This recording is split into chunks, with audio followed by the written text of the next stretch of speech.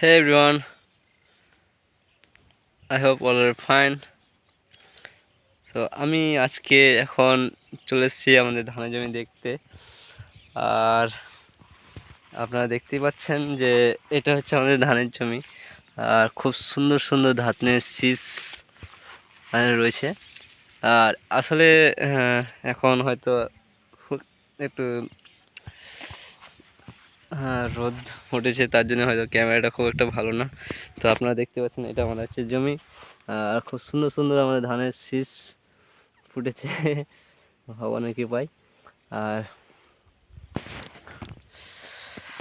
এখান থেকে বেশ ওইখান পর্যন্ত আমাদের জমি রয়েছে, বেশ টোটাল 6টা ভ্যালি। আর এখন বাজছে প্রায় দুপুর 11টা। আর জমিতে এই মাঠে এখন কাউকে দেখা যাচ্ছে না, কেউ নেই সম্ভবত।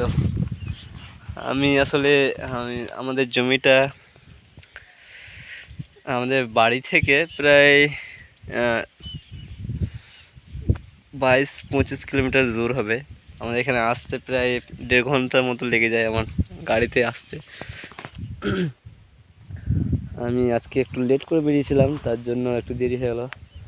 আর খুব সুন্দর আবহাওয়া এখন, খুব সুন্দর বাতাস বইছে। আর এখানে কেউ নেই, যে কেউ যদি কিছু একটু অসুবিধা পড়ে তো কারো হেল্প পাওয়া মুশকিল, হেল্প পাওয়াই যাবে না এমন এত।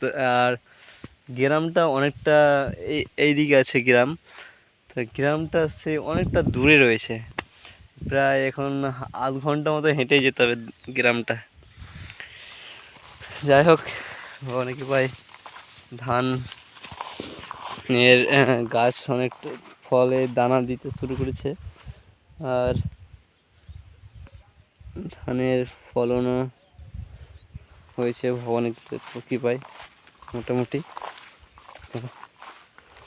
আর এদিক ওদিক দেখছি ধানের কী অবস্থা। আর আমাদের পাশের জমিতে যেটা ধান রয়েছে, ধান এবছর ভগবানের কৃপায় হয়তো ধান ভালো হতে পারে, সবই ভগবানের ইচ্ছা।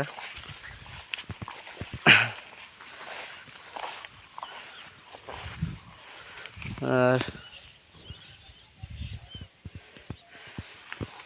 আজকের আবহাওয়া খুব ভালো রয়েছে, খারাপ না।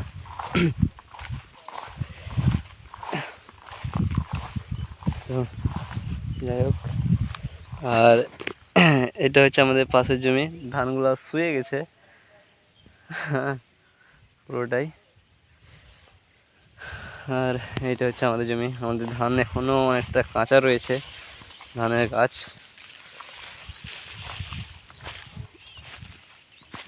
শীষ ফুটেছে ধানে, আর মোটামুটি চলে যাচ্ছে। যাই হোক, ধন্যবাদ সবাইকে আমার পাশে থাকার জন্য। ওকে, টাটা, বাই বাই, আবার দেখা হচ্ছে পরের ভিডিওতে। ধন্যবাদ। আমাকে অবশ্যই একটু চ্যানেলটা সাবস্ক্রাইব করবেন, আমাকে ফলো করবেন। ওকে, ধন্যবাদ।